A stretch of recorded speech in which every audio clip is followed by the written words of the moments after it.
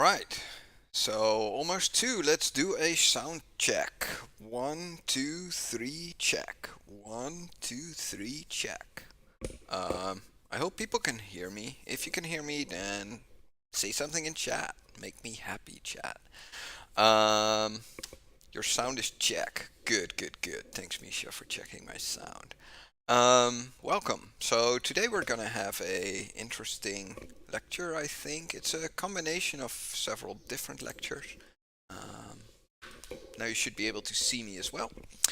So we will talk about logistic regression, common idioms, and I will explain you guys probably how to make an R package, but that depends a little bit on the time that we have and the amount of questions that there will be.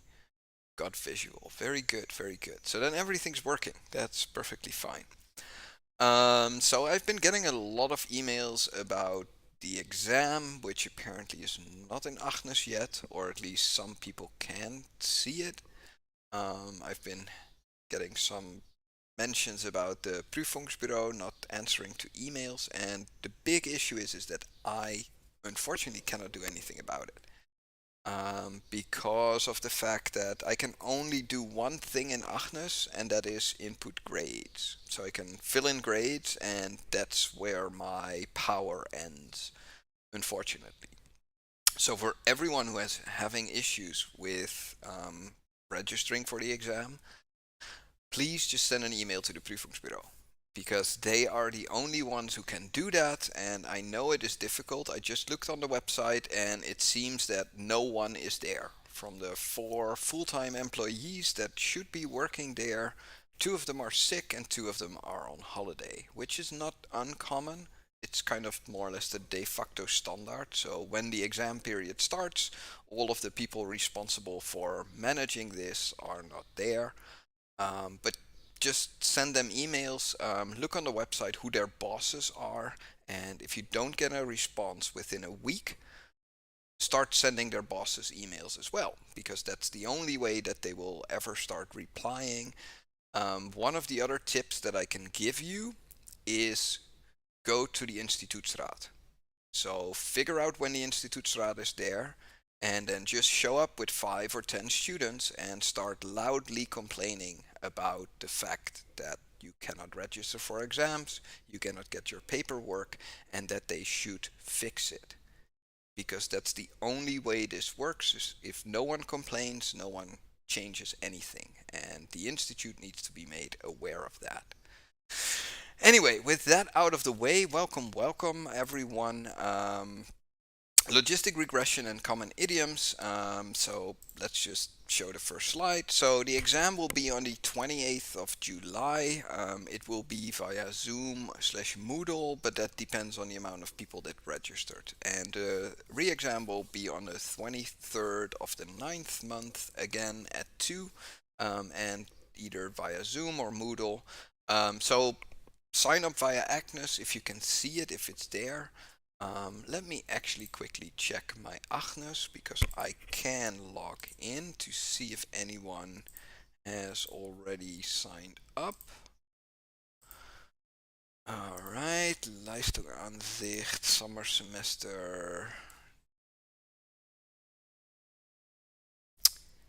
So no, my course does not seem to be in Agnes yet, because I can only see the other course from the other person that I can fill in grades. They already have 5 people who signed up, but my course is not there. So I will also start mailing the Prüfungsbureau, and I will also start calling them to make sure that they put it into Agnes. Anyway, with that out of the way, try and sign up for the exam. There's nothing really that I can do about that, and that's just a pain, because if they would just give me the rights, then I could just put my own exam in there and register you guys, but for some reason they don't want to do that, so we'll just have to live with that. Good, so first off, because I asked you guys to read the PDF from Bodo Winter. So we had the lecture last week about repeated measurement models, so this part of the more or less linear model equation. The week before we talked about general linear models, so standard linear models when you have individuals measured one time, and when you're just interested in covariates and covariate structure. And then we talked about repeated measurement models last time. I got one question via YouTube, via the comments, and I answered that. And I think it's very important to understand that you only need a linear mixed model if you have relatedness between your individuals, or if you have measured individuals multiple times, right? Because the standard linear model has the underlying assumption that all of your measurements are independent, so that they are done on independent animals or independent humans or independent days or whatever, right? So you can always use a general linear model when everything is independent. However, you often run into a situation where this is not the case. For example, you can think about human um, research in like the hospital, right? Then generally when you look at like 150 people from a region, there will be some relatedness, right? Some people are closer related to each other than others. And then you need to account for this fact. We generally call this population structure.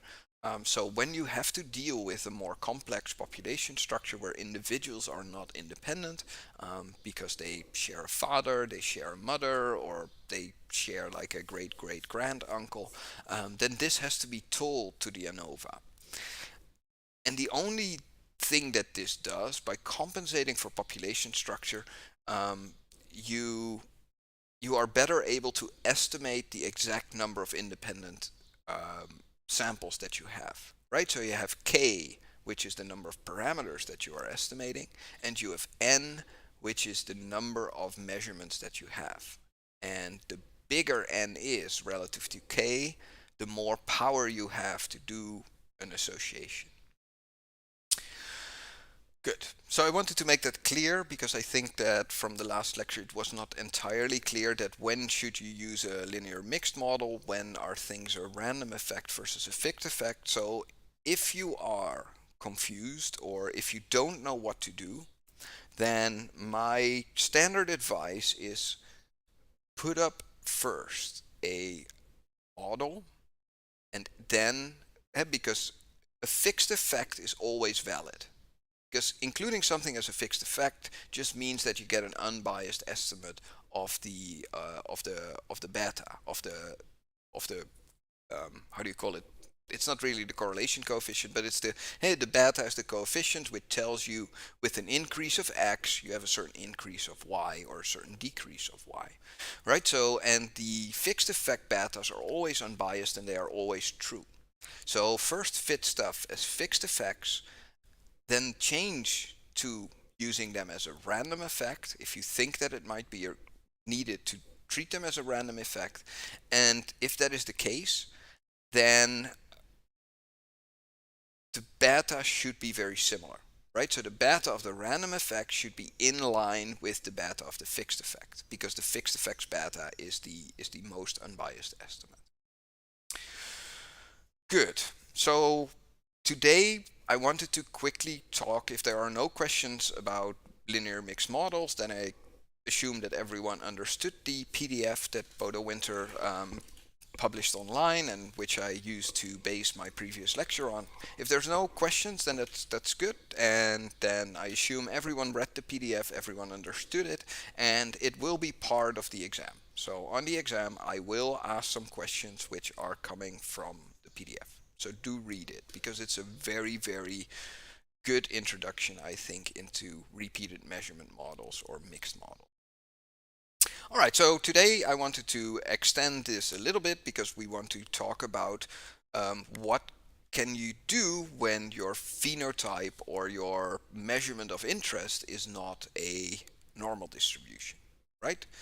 Because all the top part of this model assumes more or less a normal distribution or assumes a normal residual error.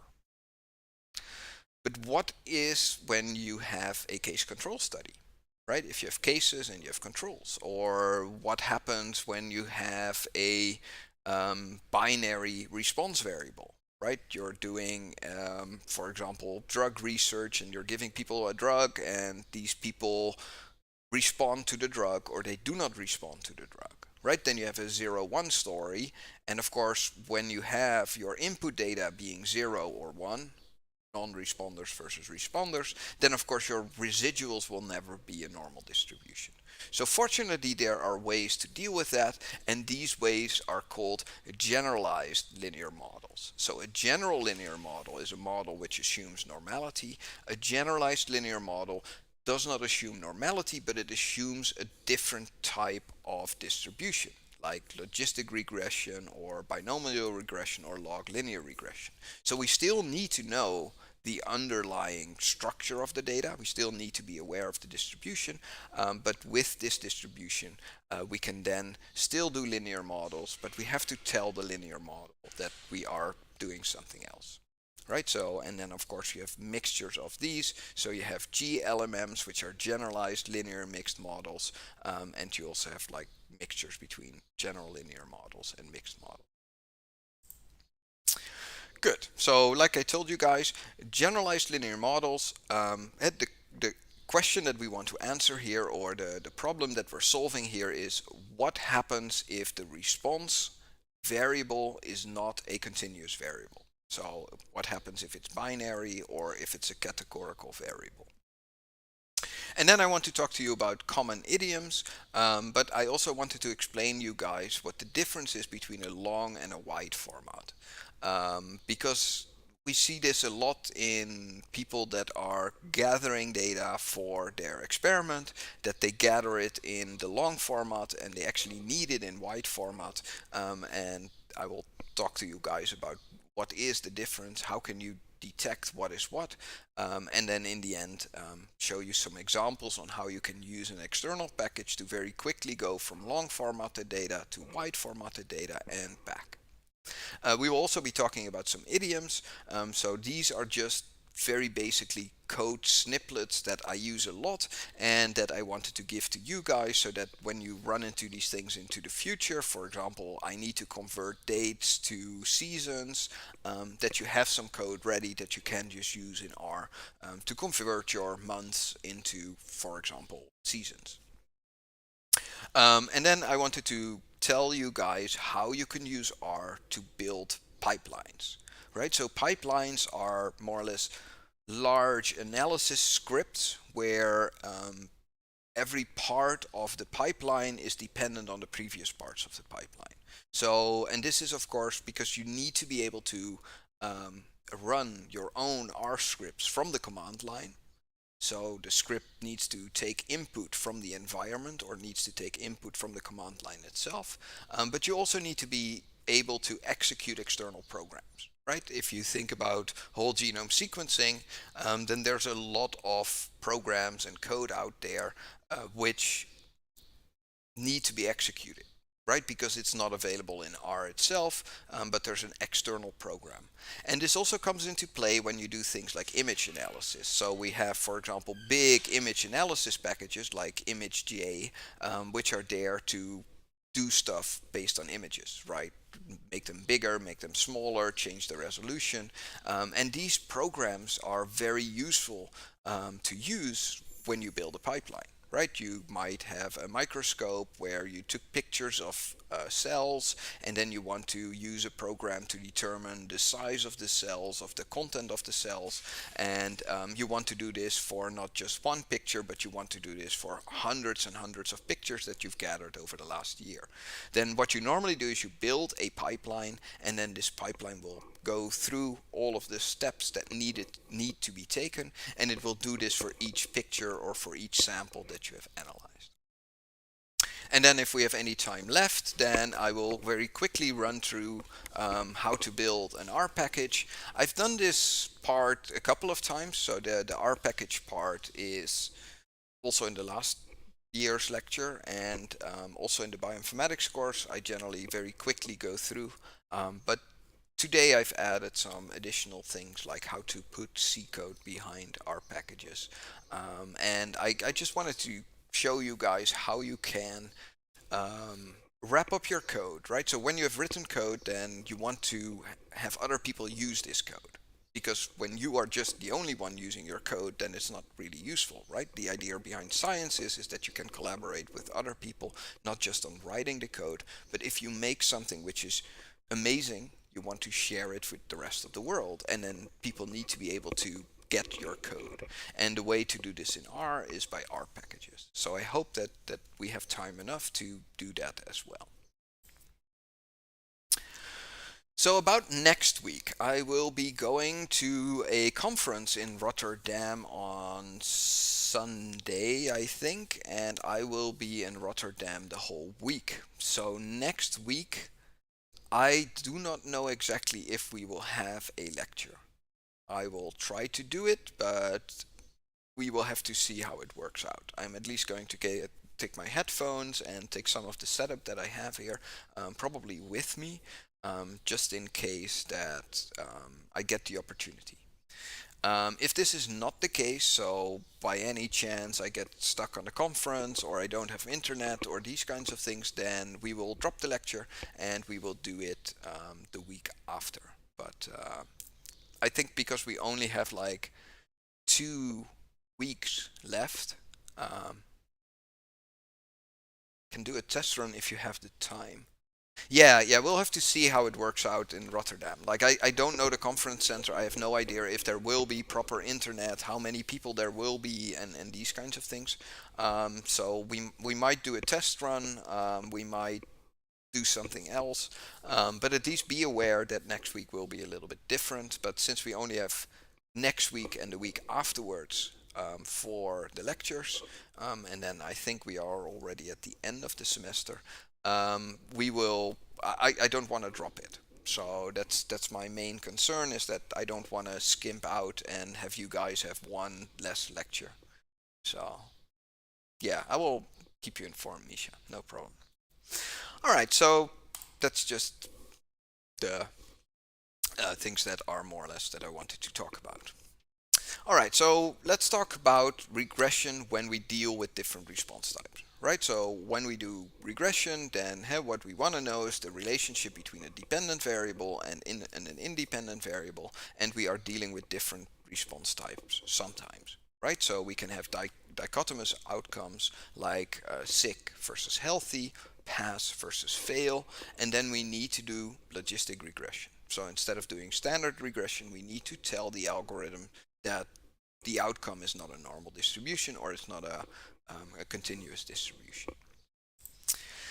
So for this, I found a really nice data set. So the data set is about admission into universities or admission into one certain university, and there is a binary response because people either get admitted to the university or they don't get admitted, right? So there's a 0-1 outcome. And then to study effects of what actually influences your admission rate to a university, they have certain predictors, like the GRE, which is the Graduate Record Exam Score. They also have the GPA in there, which is the grade point average, and then they have something called rank, which is the prestige of your high school. Right, you can have a very prestigious high school, and it might be that increases your chance of being admitted, and the same thing might hold for having a high GPA. Right, so that's the thing that they wanted to investigate using this data set. So this is about UCLA entries. So first things first, we need to load in the data. Fortunately, the data is just available online, so we can just use a read.comma separated file on the admission data that has been provided by UCLA. And I store it in a variable called myData. Very basic, nothing really special to see here. Alright, so first things first, if we want to do logistic regression, we have to make sure that none of the groups that we are analyzing are empty. Right, so for example, if we look at the rank, so the rank of or the prestige of your high school, right, then that was classified in 4 different levels, right? You can have rank 1 being a very good high school, rank 4 being a very bad high school, more or less, right? But the main issue with logistic regression is that you are only allowed to do it when none of the groups are empty. right? So you first have to check and make sure that none of the kind of admission groups based on the rank are empty. So it's what we do here. So we use a two-way contingency table, and we can just use the xtabs function for this. So what I'm doing here is I'm just checking in R to see if none of these groups are empty or have a missing value. Right, so what I'm doing is saying make me an xtab. I provide my data into the data parameter, and then I'm just going to see, well, I want to model the admission by the rank. Right, so the admission is a binary variable, either 0 or 1, not admitted, admitted, and in the end we have the rank, which is the prestige of the high school. And already we can start seeing that there seems to be a relationship between the two, right? Rank 1 schools, more people get admitted from rank 1 schools than get not admitted from rank 1 schools, while, for example, a rank 4 school has the more or less complete opposite story. So out of the 67 people who applied, 12 got admitted and 55 did not get admitted. So we can see that directly from the data, we get the impression that, yeah, the rank of your high school does have an influence on how on your admission to UCLA. But let's test this a little bit further. But none of these groups are allowed to be empty, right? So you have to do the same thing for GPA and for your GRE. Although it only matters when you have a factor, right? Because GRE and GPA are probably continuous variables, right? Then of course there will be empty groups. But if you want to do logistic regression and you have a factor response, right? Yes, no, admission, while you have a predictor which is also a factor, then it is not allowed for one of the groups to be empty. So this is something that I want to stress, that really make sure that when one of these is 0, then the whole result is not to be trusted when you do the modeling. Good. So xtabs, a very useful function to make two-way contingency tables. Alright, so after checking all the possible contingency tables that we have, we want to perform logistic regression, also called logit regression. So the first things that I want to make sure is that the rank of the high school is definitely a factor variable, right? Because we don't want to model this as a numeric, because the rank is 1, 2, 3, and 4. So we want to tell R explicitly not to treat this as a numeric variable, but we want to treat it as a factor, a grouping variable. And then we just say, well, we model all of the data using the GLM function, so the generalized linear model function. So standard, very similar to the LM function that we saw before. So in a GLM, we can just use the same way of writing down our model. So we say that the admission to UCLA is based on your GRE, your GPA, and the rank of the high school, the prestige of your high school. We provide the data using the data parameter, and then we specify the family, and the family in this case is a binomial, right? Because we have a 0, 1 response variable. So admission is 0 or 1, which means that it is a binomial. And then we just print the summary, just like we did before. So we put up the model, and then we look at the summary of the model. So the summary of the model looks like this. So what we can see is that everything is highly significant, or relatively significant, right? So the GRA and the GPA are significant factors which influence your admission, right? So these are numeric values, right? So you can see that the GPA has a relatively strong positive effect on your admission chance, which is logical, right? Because the higher your GPA, the more likely it is that UCLA will admit you, and that is not uncommon, because like in the end they have to select for something, and of course they're going to select based on your grades. So what we see is that all of them are different. But I wanted to zoom in a little bit to the ranks, right? Because here we see rank 2, rank 3, and rank 4. So we're missing rank 1. But that is of course because all of these betas for the ranks are estimated relative to the rank 1, because it's the lowest number. Because you get a beta which is not a beta which is absolute, it is a beta which is relative to the rank 1 school, right? So a rank 2 school gives you a minus 0.7 chance to relative to a rank 1 school that you will get admitted. And then we can see that the lower the rank of the school from which you are applying to UCLA, the less likely you are to be admitted. But here in this case, we get p-values for each of these, right? But we generally want to only know how significant is the rank of the school in total, right? Because when we write a paper, then in the paper we're going to write something like the prestige of your high school is influencing your admission to UCLA, and then you would want to write a single p-value, not three p-values. You're not interested in the rank 2 school versus the rank 1, the rank 3 versus the rank 1. You're interested in how rank as a whole influences it, right? So you want to have a single p-value for the whole rank. So the question remains, how significant is the rank of the school in total? So for that we can use a little trick, because we can install this AOD package which provides the Wald.test function. So we are going to use install.packages AOD, then we have to make it active, and then we can use the Wald Test function. We can compute the significance of the rank variable, but we need to know which of the coefficients we need to combine together, right? Because we have three different rank variables, rank 2, rank 3, and rank 4, which are all relative to the rank 1 school. So I'm just going to first look at the coefficients that were estimated. Right, so the intercept is negative, which is okay.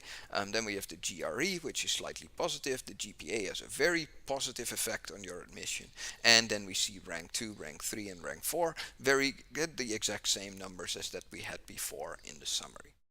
So from this we learn that from the coefficient vector we need to have the 1, 2, 3, 4. So we want to group the 4th, the 5th, and the 6th coefficient together. We could actually merge all of the coefficients into one, right? We could get a single p-value, but that's not what we're looking at. We want to know the p-value, the probability that rank is influencing your admission. So 4, 5, and 6 are the ones that we want to summarize. So how do we summarize that then? So we can combine the significance of terms 4, 5, and 6. So what do? We say Wald.test. The B is the betas, so we are going to give it all of the betas. Then the sigma is the variance covariance matrix of the model that I have, right? So it's the coefficients of my model, it's the variance covariance structure of the model itself, and then I'm going to tell it that I want to summarize terms 4 through 6, so 4, 5, and 6. If I do this, I get a single probability after the model did a chi-square test, or after the Wald test did a chi-square test across these 4, 5, and 6 terms. And then it turns out that the combined probability that that the rank of your high school is determining your entry into the university is actually very significant with 0.0001. And it also tells you the amount of degrees of freedom that's taken up, because we have 3 groups, so we have 3 degrees of freedom that we estimate. Good. So that is how you can use logistic regression, and this is how, when you have grouping variables, so factor variables, how you can combine different factors to get a single p-value for the prestige of your high school. So normally we actually write down the betas, right? So when we have linear regression, we are interested in betas. But in this case, we have, well, more or less an admission, non-admission, right? So it's like a responder, non-responder. So in case control studies or in these kind of binomial outcome studies, we generally report odds ratios, right? So we, instead of reporting the beta, we report the chance of you being admitted, or the chance of you getting sick, or like smoking increases your chance of getting sick by an X amount of percent. So we generally write it down as the odds ratio. So what do we have to do? We have to take the inverse of the natural logarithm, so this is the exponent. So what we do is we take the exponent of the coefficients, So the exponents of the coefficients will tell us the odds ratio of being admitted. And if we need the 95 confidence interval, we can actually do that as well. So we can say, and we can make a little matrix. So we say that our odds ratios are the coefficients, and then I'm just going to use the conf_int function to get the confidence intervals from my model, right? So that will give me two vectors, one for the lower percentage and one for the higher percentage. So in this case it's the 95% confidence interval, but we're doing a double-sided test, so that means that both sides of the distribution will be at the 2.5% line. So what we see is then when we take the exponent of the matrix that we just made, we see, for example, that your GRE is not so much affecting your admission rate, right? Because it's only a 0.2% increase in chance to be admitted if you have a high GRE. However, we can see that your GPA is a massive influence on your admission rate, because we can see that it's 2.23, which means that having a high GPA increases your chances of getting admitted by 123% above baseline. Rank 2 decreases your chance by 50%. Coming from a rank 3 school decreases your chances of being admitted by around 75%, and coming from a rank 4 school decreases your chances of being admitted by around 80%. And we see here also the confidence interval, so we know actually how where the real value should be in between. Good. So that is logistic regression.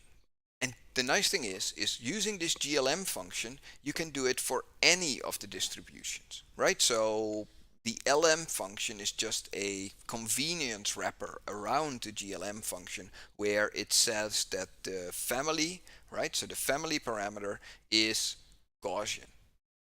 So if you would do a GLM using a model and then set the family to Gaussian, then the results will be exactly identical to when you do a standard LM function call. But we can not only specify binomial, right, 0, 1, we can also say, no, the data that I have comes from a gamma distribution, or the data that I have comes from a Poisson distribution or an inverse Gaussian distribution. So there are many different distributions that you can choose from, and of course which distribution you should choose depends completely on your data. So the better you understand your data, the better you understand more or less how your data was generated, the more easily you can choose the distribution. Right, so if I'm, for example, measuring how many bees I observe on a flower, then this will be a Poisson distribution, right? Normally I will see 0 bees very often, 1 bee sometimes, 2 bees is already very uncommon, but 3 or more bees, or 3, 4, 5 bees on a single flower will be very, very unlikely. So you get this kind of Poisson distribution. So Poisson distributions are counted distribution. That's one of these things that you have to take into account, because it can only be 0, 1, 2, or 3. It can never be 1.5, right? So if you have a 1.5 in your distribution, it's not going to be a Poisson distribution, because Poissons are counted data. So the most commonly used ones are the Gaussian, the binomial, the gamma distribution, and the Poisson distribution. I actually never use the inverse Gaussian. So the gamma distribution is a little bit of a weird distribution, because it's a distribution that you can parameterize, so you can tell it what the mean and these kinds of things are. So there's the gamma distribution is there to model continuous variables which are not following a standard Gaussian.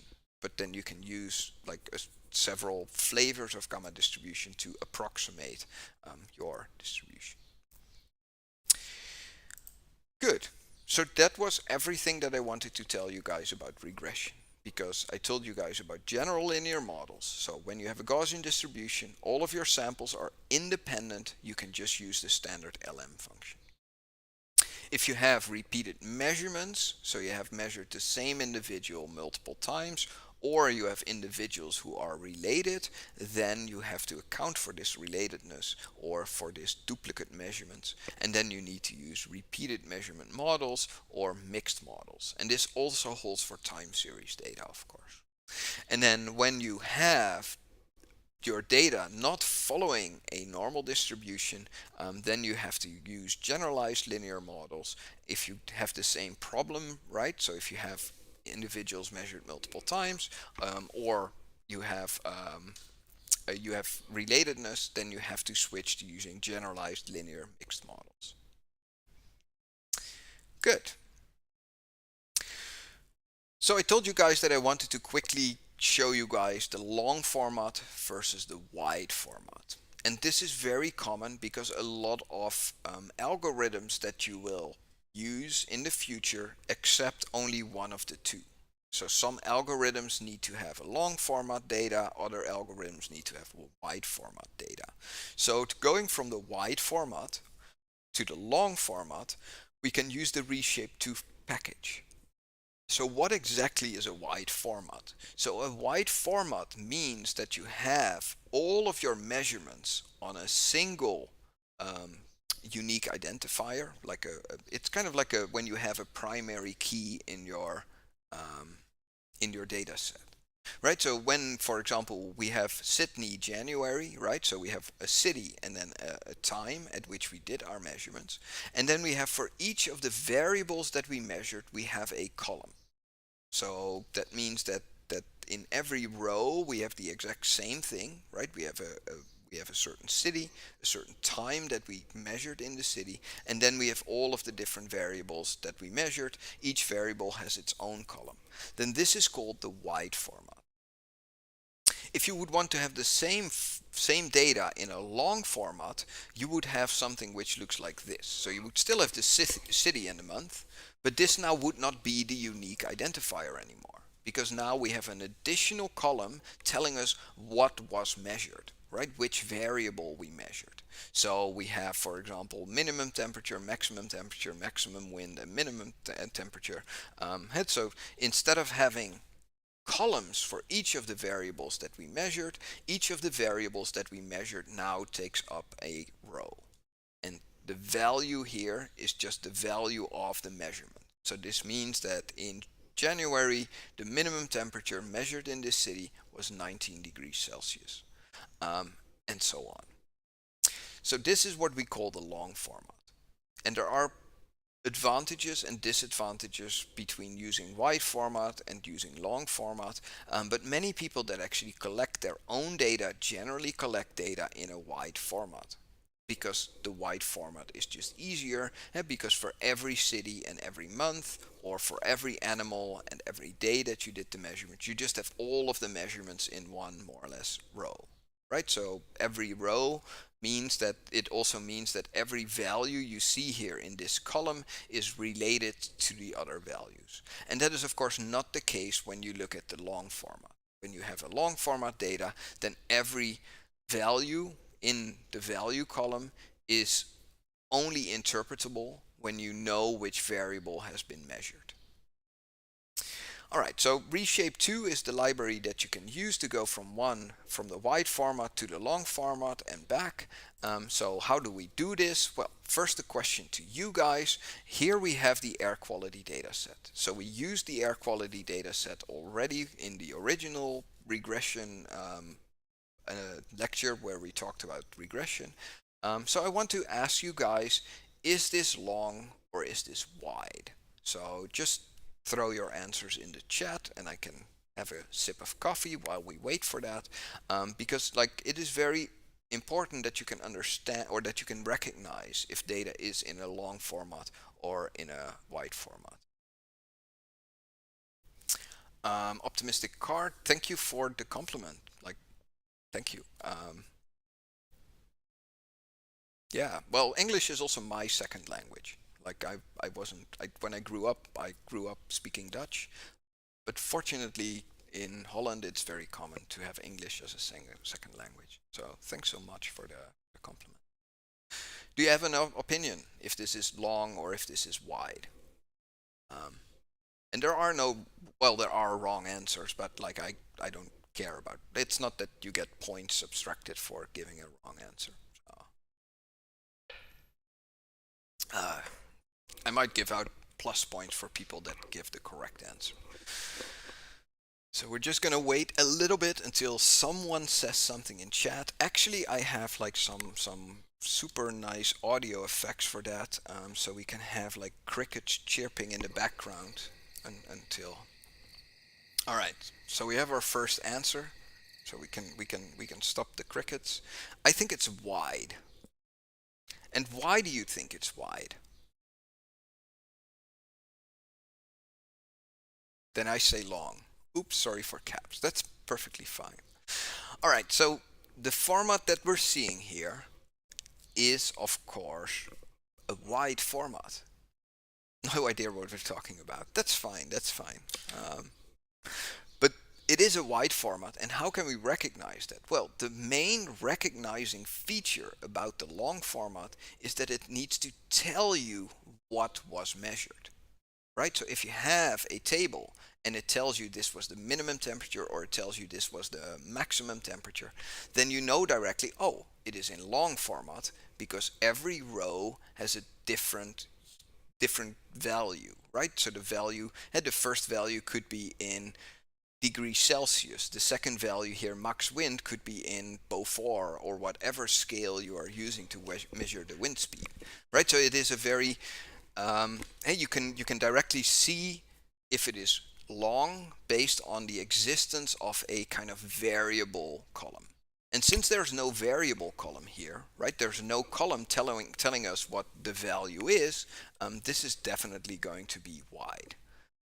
Yeah, so wide is all the data on one row. Yeah, well, it does not all of the data, right? Because you can see that 5 and 1, and so the 1st of May you did these measurements, and then the 2nd of May you did these measurements. But the big difference here is that in each of the value columns, so each of the columns which are numeric, the unit of it is exactly the same, and you don't have an additional column telling you. So what if we want to go from the air quality data set, which generally is in the wide format, to the long format? Well, we can have what we just a very overview. So the wide versus long, we have an identifier. So columns that uniquely identify a row. So in this case, it is the sample name. Do you think wide is easier to plot? For base R, wide is easier. For ggplot, ggplot requires long format. It only, or it works really well with long formatted data. If you have wide formatted data, then ggplot is really difficult to work with. But for base R, it's the opposite. So base R generally prefers wide format because you can just take out one column and this column has all got the same unit. But ggplot is a little bit different because it likes these grouping variables.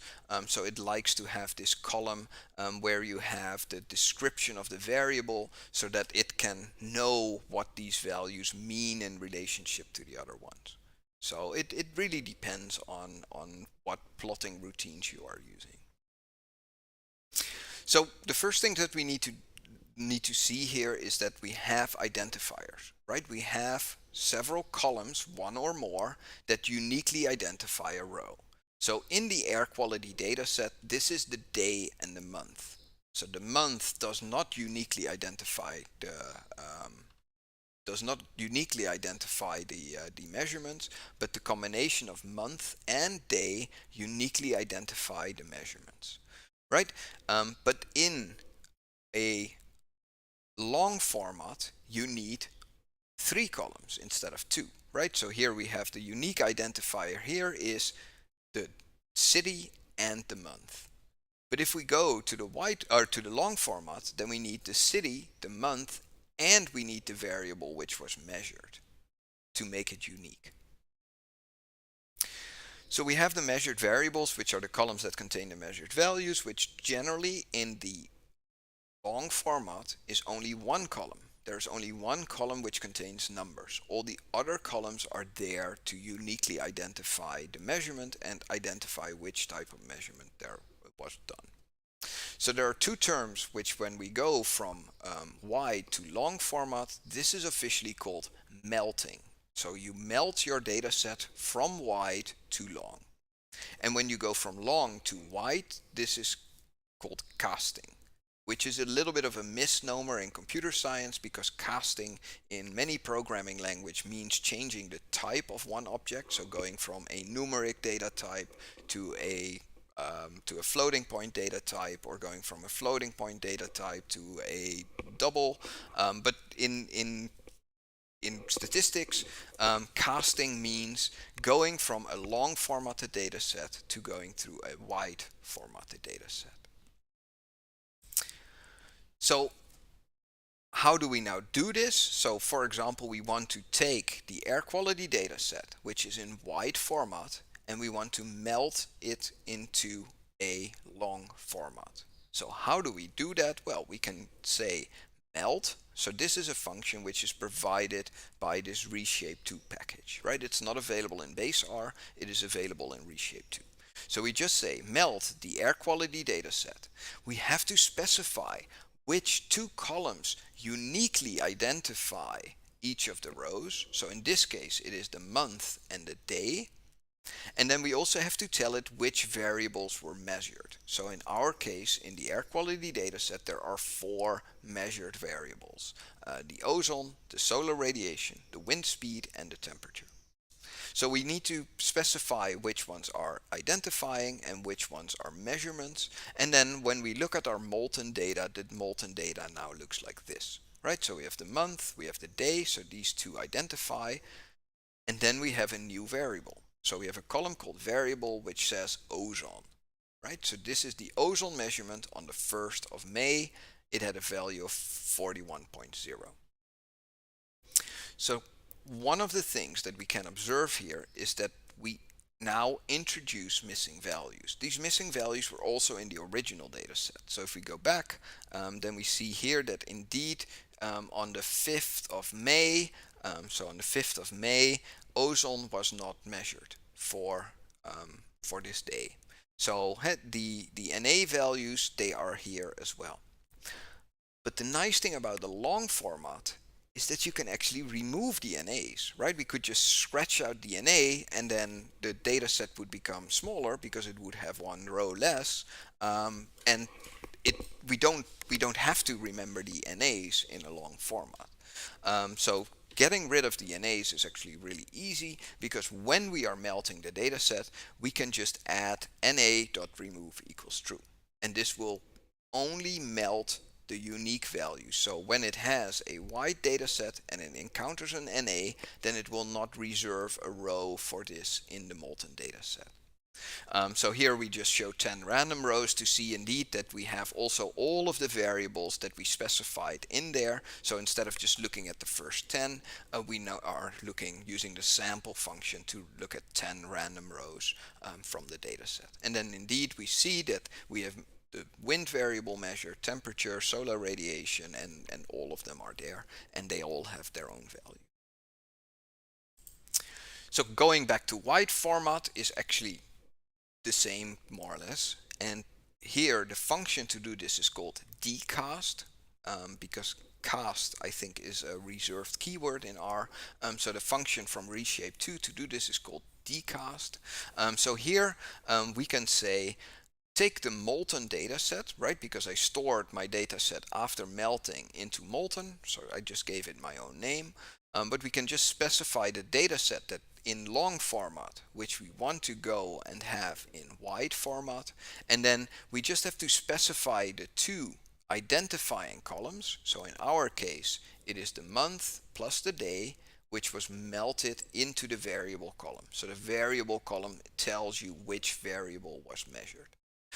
So hey, you use kind of this function thing, or this this function again. So you build up a function saying that no, we have month plus day uniquely identifies each of the variables, and then when we look at the recasted data set, then we see that the data set now looks like this. So this is exactly identical to the original data set, except for the fact that the month and the day are now the first columns compared to the original air quality data set. Right? So melting means going from wide to long.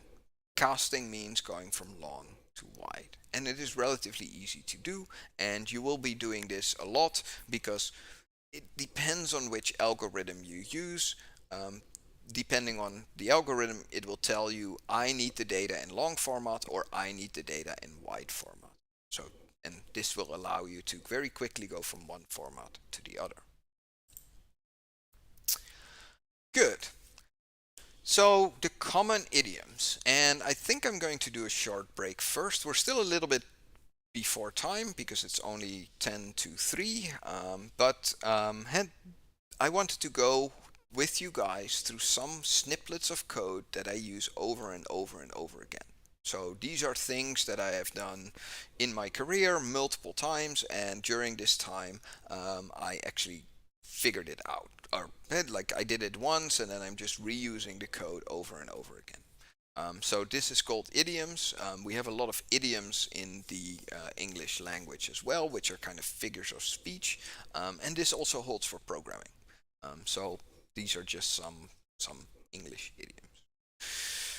Good. So with that out of the way, so this is the first idiom that I wanted to discuss, but we're not going to because I am going to switch you guys to the first slideshow. The first slideshow is going to be, I think, sea life. And we're going to have some music, and I will be back in like 5 to 10 minutes, and then we will continue. And I think that if we're lucky, we can get through all of the idioms at around 3:30, and then we have half an hour where we can do the R packages.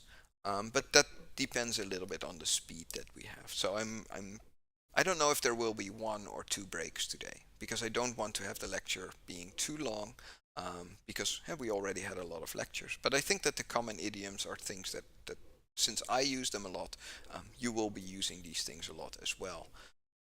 Good. So time for a little break. First break, Sea Life, and the song that you guys are going to listen to is called Afterglow. So I will see you guys in like 5 to 10 minutes and enjoy the animated GIFs.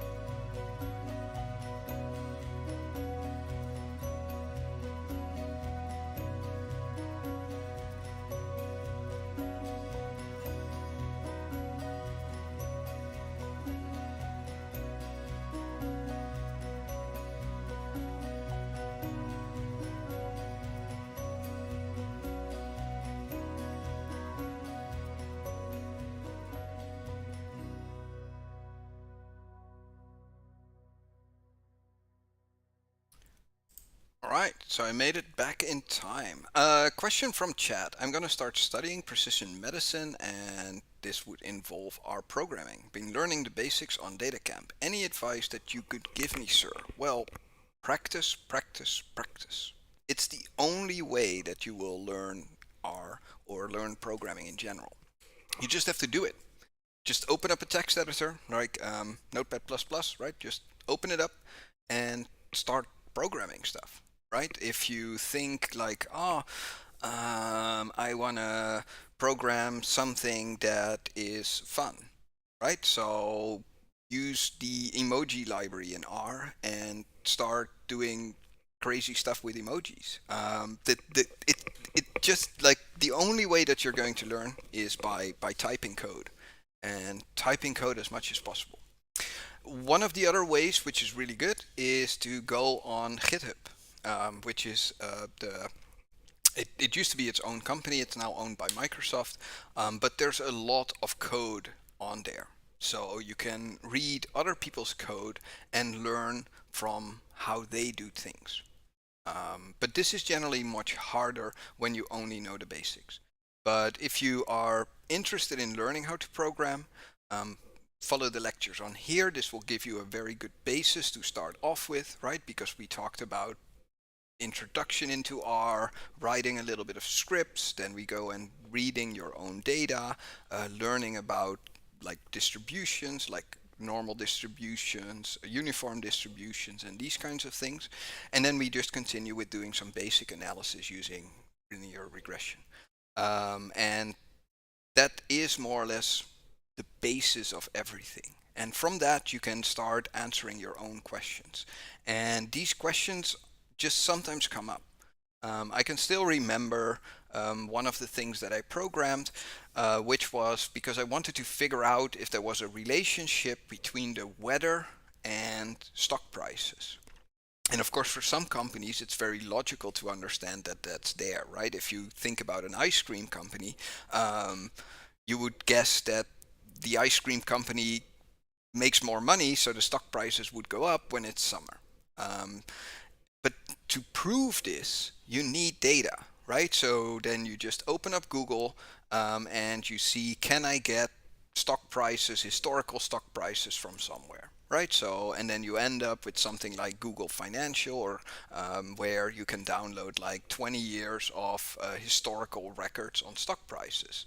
And then you think, okay, so now I have my stock price data, and now I need data on the weather. So how do you do that? Well, you just start Googling around and see if you can get a meteorological station somewhere which provides you with weather data, like temperature data, humidity, and these kinds of things.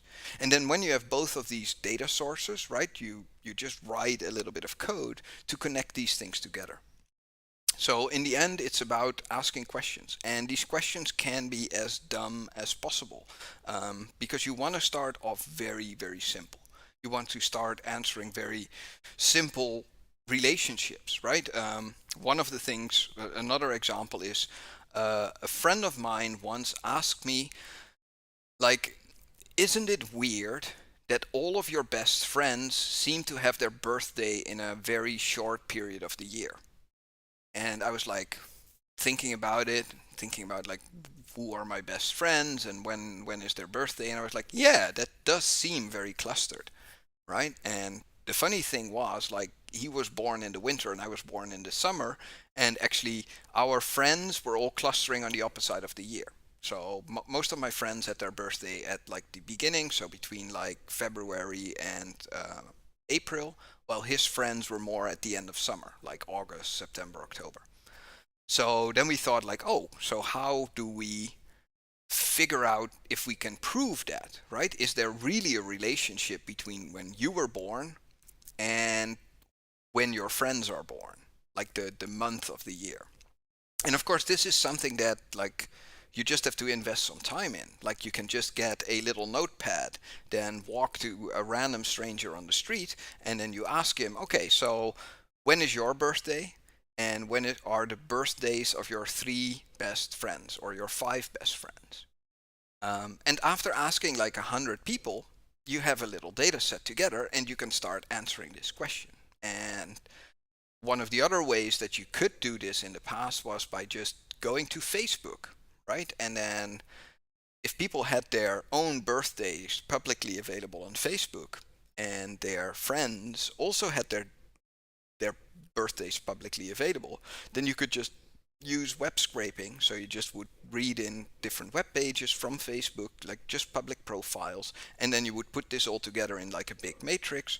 I think one of the metrics that we used was how often people wrote on each other's Facebook wall, to kind of get an idea of how well they were friended together. And then we just did some statistical testing. And it does turn out that when you are born is a pretty good predictor to when your 5 best friends are going to be having their birthday. So there is a relationship. If you are a summer child, it generally turns out that the friends or your best friends tend to be end of winter, while if you are a winter child, then your friends tend to be born more or less at the end of the summer. And that it's not a universal constant, but it holds. So that is my advice. Just start coming up with questions that you think are interesting to answer, and then just start writing little programs for it. And if you don't, if you're not able to get the data, then just start simulating data. This is one of the really, really nice things about R, is that it has all of these built-in distributions. So you can actually just generate a data set from nothing. So you can just say, well, I imagine that it would be like this, this, and this. And then you just program that in. And you just start generating random data based on some of your assumptions. And that's what R is really good for. So that is my advice. The only way to get good at programming is opening up a notepad window, opening up an R window, and start typing code in the notepad window and start executing code in the R window. That is kind of the whole idea behind programming. Good. So back to some common idioms. So one of the things that very, very often goes wrong in R, because people are not aware of this, or they are aware of it but they don't check it. So when converting from a factor variable into a numeric variable, always go via characters, because if you don't, you run the risk of turning the number 5 into a different number. So I gave here a little bit of an example, right? So I have a factor, right, that I create. So I have the numbers 5, 10, 11, and 5. And these are groups, right? They are not numeric values, so to speak. That's why I actually put the quotes around it to make sure that they are character typed, right? And now if I convert them to a factor, and I just say as numeric of my factor, then it gives me back 3, 1, 2, and 3, which is not what people would expect. People would expect to get back 5, 10, 11, and 5. But that's not the case. And this is because R will choose or will store factors internally as integers, which have no relationship to the number that was represented in the factor. So if you have a factor variable which is numerically coded, and you want to go and have the numbers, the original numbers back, like with the rank of the high school, make sure that you always go via as character. So take your factor, transform it into characters, and then transform the characters into numeric values. And this, of course, makes a big difference in analysis. So sometimes when you do an analysis, then the answers don't just seem right, it seems very wrong, and you have this feeling like this can't be true. Almost always it is a as numeric on a factor which just screwed up your data distribution. So always go, when you have a factor, go to numeric values via characters. All right. So more common idioms. So one of the ways that you can save yourself a lot of time is by pre-allocating lists. Imagine that I have a big file and I'm going to compute like 5 or 6 statistics for each of the rows in my, or for each line in my file, right? For example, I might have a FASTA file where every row of the file has a genome sequence.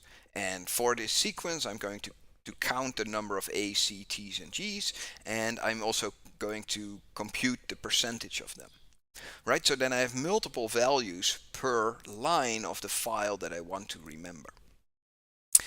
You can just use the C function, right, to combine different objects that you create, right? You could compute all of these things, put them in an object, and then see those objects together. But it is generally more efficient to pre-allocate a list if you know how many lines there are in the file, right? So how do you do that? If you want to create an empty list, then this is the way to do it, right? So you say my list is a vector, and the vector has the type list, and then it will have 5 elements. So this will create an empty list which already has space for 5 things that you can put in, be it matrices, be it vectors, be it other lists. But pre-allocating them is a very good idea because it is generally much faster than using cbind or rowbind or the C function itself, which might need to reallocate or move stuff in your random access memory. So by using just the vector list beforehand, saying that no, for every row in my matrix I'm going to compute certain things. I know that my matrix has 500 rows, so I'm already going to make an empty list with 500 slots to put things in. Then it does not need to reallocate this list halfway through.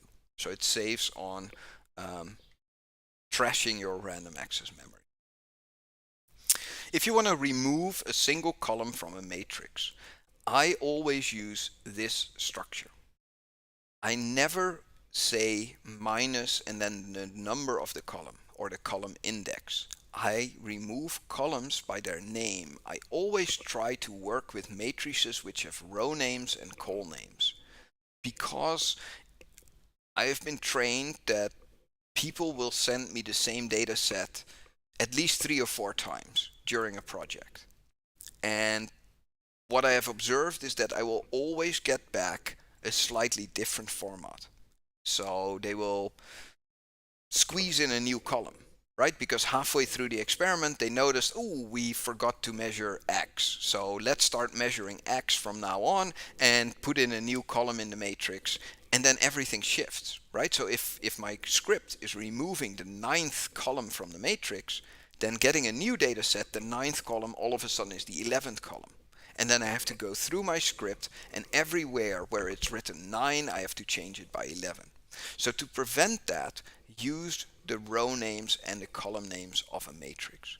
So you can remove a single column from a matrix by using this command. So if I have a matrix from which I want to remove a column, then I just say col names of the matrix is some col. I ask which one this is, and then I just put a minus in front of it. And this will remove this column from the matrix. No matter if it's the 9th column, the 11th column, or the 200th column. It will always remove the column with this name.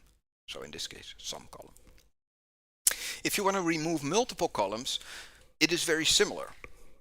But now instead of using the is, saying that I want to have an equality between the column names and the col names, I just use the in function, right? So I'm going to say which column names of the matrix are in the vector of column names that I want to remove, and then just say minus to remove them. And you can use the same strategy for row names, right? So often you want to throw out some individuals because measurements were not properly done, or there's a comma failure or some other thing. So you use the exact same structure, but instead of saying col names, you now say which row names of the matrix are located in the vector that I want to remove. So here we have, for example, individual 1, individual 11, and individual 15, and then you just say minus. And then this will remove those rows from your matrix. One of the things that often goes wrong, or not so much wrong, but which professors and journals will often complain about, is that, oh, you have this beautiful matrix, but we want to have the exact number of digits for each of the values in one of the columns of your matrix, right? And this especially happens when you are working with things like p-values, or if you're working with big numbers, then you want to have always the exact same number of digits. And generally, a value like 0.01355 will not be written in scientific notation by R when you make a matrix. It will just say 0.01355. So if you want to force R to use scientific notation, which is preferred above non-scientific notation, you can use the format function. So you can just say format, and then you give it the number, or you give it a vector of numbers, and then you say scientific is true, and then you say digits is 3. So then it will look at 3 digits behind. It will look at the first 3. So it will use 3 digits for everything. So I now see actually that the example here actually only has 2 digits, but that's because like I changed it, and that's not true. But you can also go the other way around, right? If I have a number like 1.35 times 10 to the 11th, I can say, do not use the scientific notation. Give me all the zeros, right? And then now I will get a character string which has 0.000000014, right? So, and this generally is something that professors complain about, or that journals complain about, because they want to have the column of a matrix or the column of a table in your paper.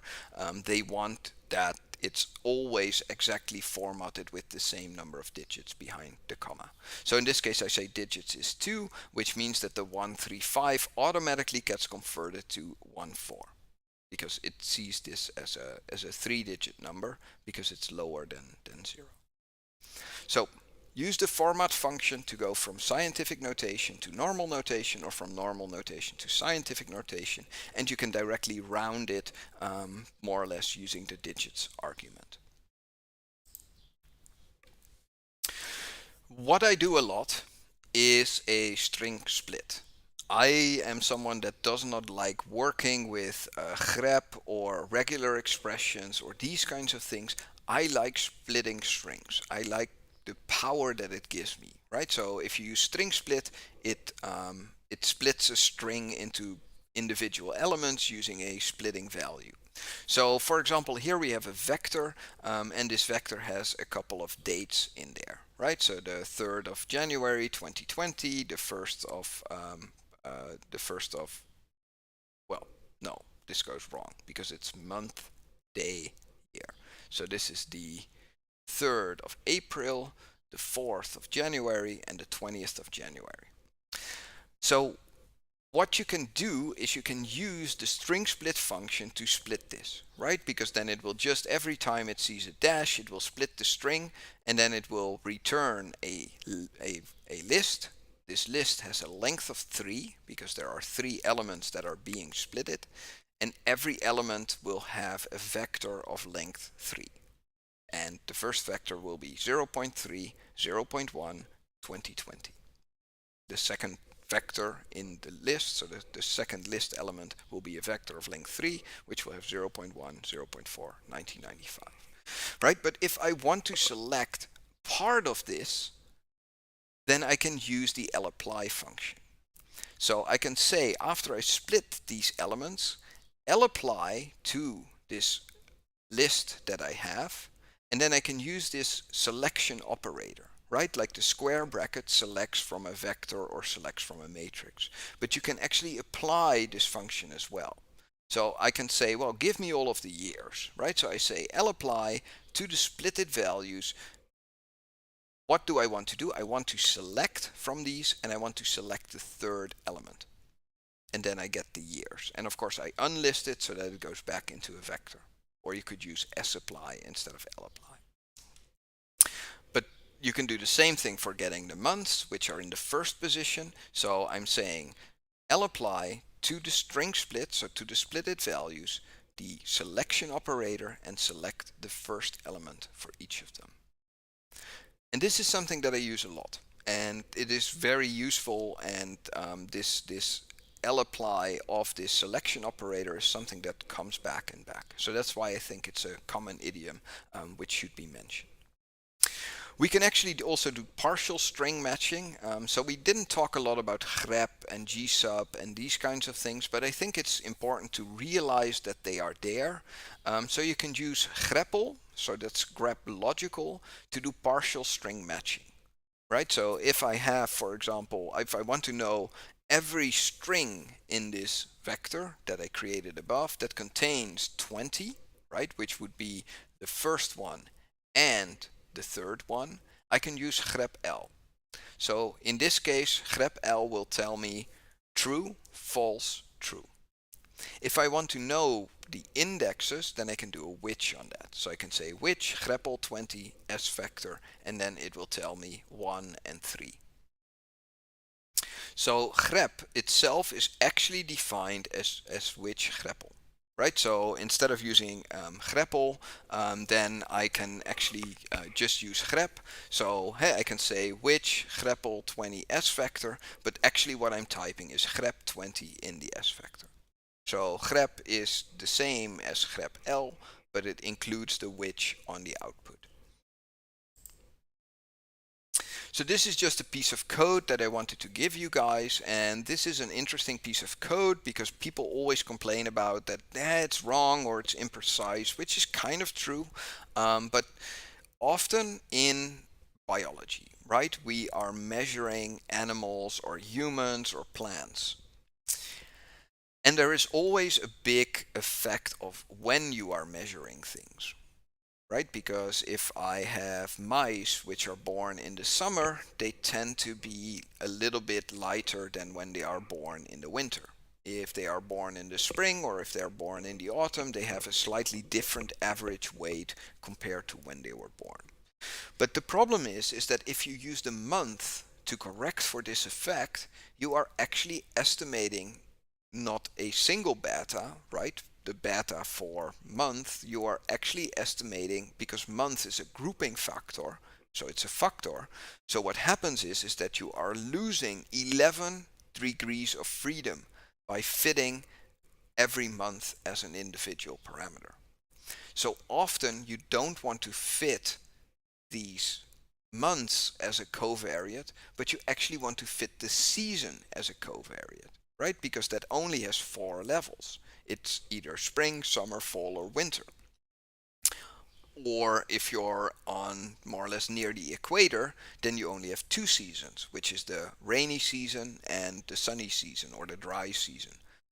So then by instead of using a linear model where you say my phenotype is controlled by the month at which you are measuring it, you are almost always better off by posing the model saying that the phenotype that I'm interested in is controlled by the season in which I have measured it.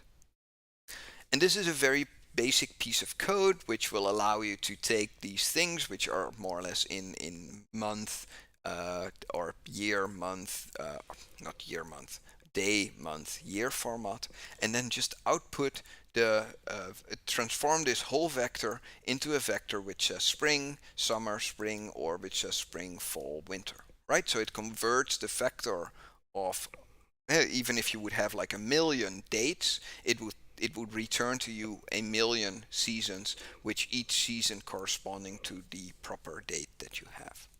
So it has a pos parameter, and this pos parameter tells you which element in the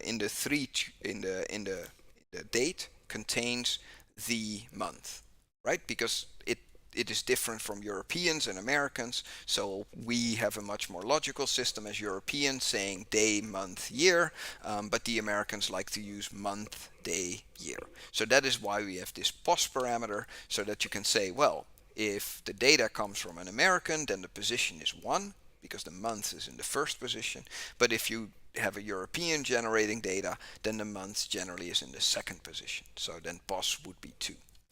So what it does, it uses all of these things that we just saw, right? So it string splits, then it L-applies using the selection, selecting the first or the second one, and then it unlists it, and then it converts it to a numeric value, and this is called months.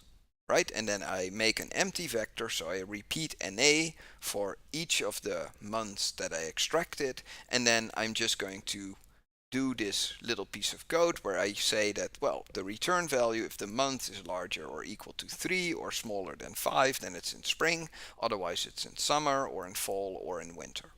And then I just return the whole vector. And this is relatively efficient in taking like a million dates and converting it to the corresponding spring, summer, fall, and winter. So the thing which people always complain about is that, well, you're just using the month and you should actually be using like day 21, right? Because you go from meteorological summer, meteorological winter, and these kinds of things, and that starts at like the 21st of December and not at the 1st of January. So from my experience, for linear modeling, this makes no difference. It makes no difference if you use the accurate meteorological date or if you just use a month to convert to the season that you're currently in.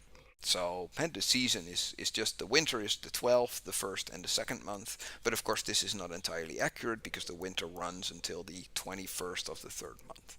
But I never had any major differences between using this little piece of code or using an official translation. And the official translation is much harder, right? Because then you have to account for leap years and other stuff, and it just becomes a pain in the ass to kind of write that code. This is relatively simple code, just copy and paste it in and use it whenever you need to convert from months into seasons. If you really want to do it properly, then R actually has a special data type for holding dates and times. So hey, you can use the asDate function to transform a date. You can specify which format it is specified in, and then you can have a date 1. This is a date 2, which is slightly differently coded, right? So it's the same, it's month, day, year, so it's the American format, but this one uses slashes and this one uses minus, so you can just specify the format yourself. So capitalized means that you are specifying the years as 2020. A small letter y would mean that you have years coded as 2019. So without the prefix. You can actually do computation with dates. So if you have two objects which are date objects in R, you can just subtract them from each other and it will give you the date, the difference in days between the two times. You can also use the sec function with dates, which is generally amazing because if you just say sys.date, which will give you the current day of today, what you can do is you can say make a sequence from today, go 10 steps out and step every time by a week. Then it will give you the exact days for every week, and it will account for leap seconds, it will account for like leap years and other weird things like time zones and these kinds of things. So it actually works really well when you use dates as a date type in R. Because it will account for a lot of this not nonsense, but a lot of these intricacies in dates and times. One of the things that I also do a lot, like one of the common idioms, that is using gsub. So gsub is very powerful. It's the global substitution tool where you can say, well, I have a vector which has 3 sentences in there, and in every sentence I want to change the word fox by the word cat. Then you can use gsub, which is global substitution or grep substitution based on how you want to see it, and it will just start changing every time that it encounters the word fox, it will change it by the word cat. So very, very easy, and substituting and replacing in text vectors is something that is also very powerful, especially when you're dealing with poorly formatted data. gsub function can really save your ass. If you want a very good example of this, look at the fishy data lecture from last year, because there I used the gsub function to very quickly harmonize between different formats, because there they've measured fish in 3 different years, and the first year they just used the normal name, the normal German name. Then the year after they used the German name plus the official Latin name, and then the year after they used a combination of the two. But to harmonize this data, a gsub function saying no, change this by that is very, very good. It is also very good to fix typos in your data set. It often occurs that people make typos, especially in big data sets, and then the gsub function can easily say, well, no, use the word, or have gsub the word with the typo, with the word that doesn't have the typo, and do that for the whole column, just to harmonize your column and make sure that typos are more or less removed, because you don't want to go into your raw data. Raw data is read only. You should never start fiddling with raw data that you get, because then the next time you get the same data set, you have to start fiddling all over again. Fix typos in the code. So just read in the data and then start fixing typos. So if we have some time later on, I can show you what the problem was in the fishy data set, and how I kind of solved this using gsub. But typos occur a lot, so make sure that you fix them in code. Don't fix them in the original data set, because then your data set is different from what your collaborators have, and when your collaborators send you an updated version of the data, you have to start all over again. So be smart, use R to fix typos. Ordering a matrix by a certain column, or multiple columns for that matter. Use the order function. The order function is very, very, very powerful. So what I'm doing here is I have my matrix. I want to order it by some column. So I'm just going to say order my matrix by some column, and this will give me back the ordering. And then I can use the ordering as the index vector into my matrix to store the matrix again, but now sorted by this column. Order has a parameter called decreasing. Standard, I think it is false. So standard, it sorts in an increasing fashion. Sometimes you want to sort the other way around. Then you can just say comma decreasing is true, and then it will start from the highest and sort to the lowest. So this is what I was talking about by pre-allocating, right? So pre-allocating is sometimes much more efficient. So here I'm not pre-allocating, right? So here I'm just saying I have something called results, and now I'm going to go through each of the rows of my matrix. I'm going to calculate the mean, the standard deviation, and then what I'm going to do is I'm going to make a little vector which has these two values, the mean and the standard deviation, and I'm going to row bind them to this resulting object. So this is relatively inefficient when you're doing it for 100,000 or 1,000,000 objects. If your matrix is having many, many rows, then this will become very slow, because every time that it does the row bind, it needs to sometimes, not always, but it very often needs to reallocate more memory. So it needs to move the matrix out of the, or not so much out of, but move the matrix from one position in the memory to another. So here, if you know how many things you are going to get, it is much, much quicker to write code which is pre-allocated. Perhaps it's good to give a little example of this, because we didn't have any assignments, so I didn't get to program for an hour at the beginning of the lecture.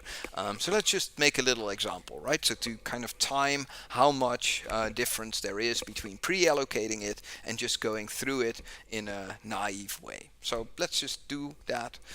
So I'm just going to take Notepad, right? And I'm going to say I'm going to make a little example on why you should pre-allocate.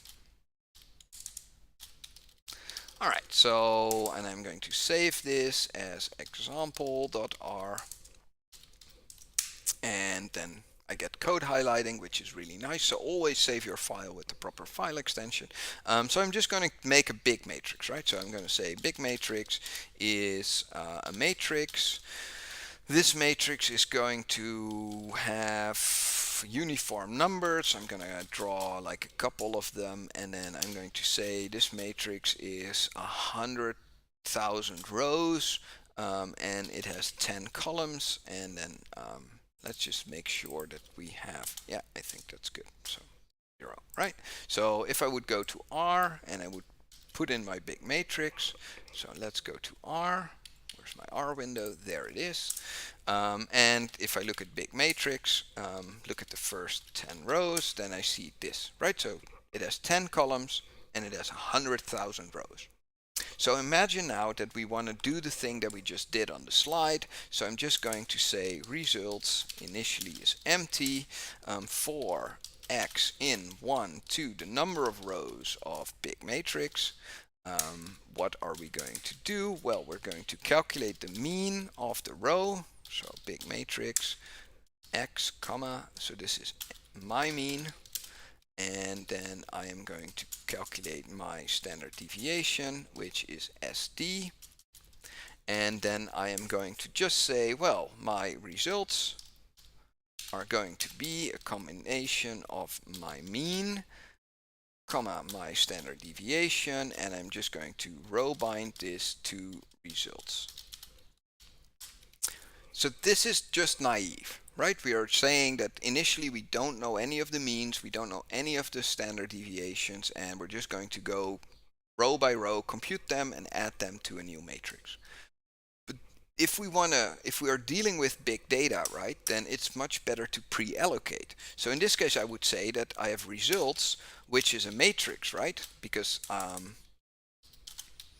and my results is a matrix initially filled with NA values.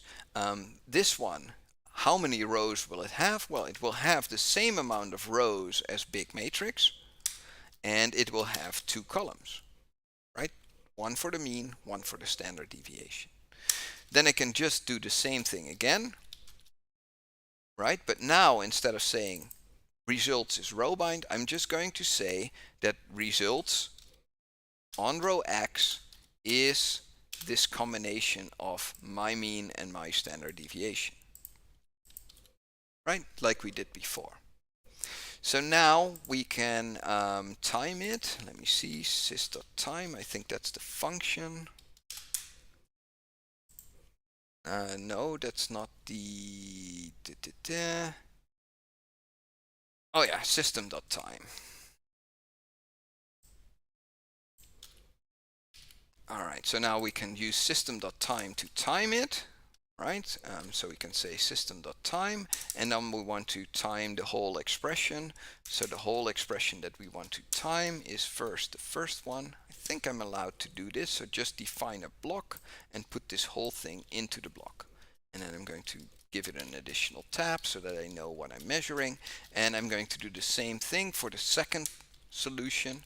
And I'm going to top it, and I'm going to close the block, and I'm going to close the systime function. So now my expectation is that version number 2 is going to be much faster than version number 1 because I pre-allocated the results, right? I'm only telling R1s to allocate memory for me, and that is here. All right, so let's see what kind of a difference this makes in R. So let me first run the first one.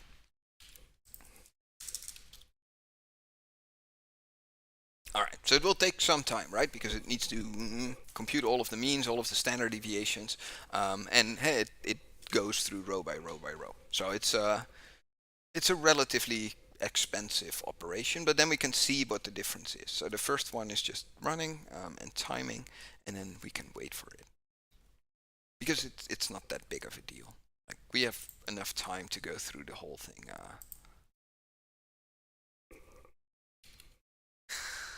La la la la la la la la la la la la la la la la la.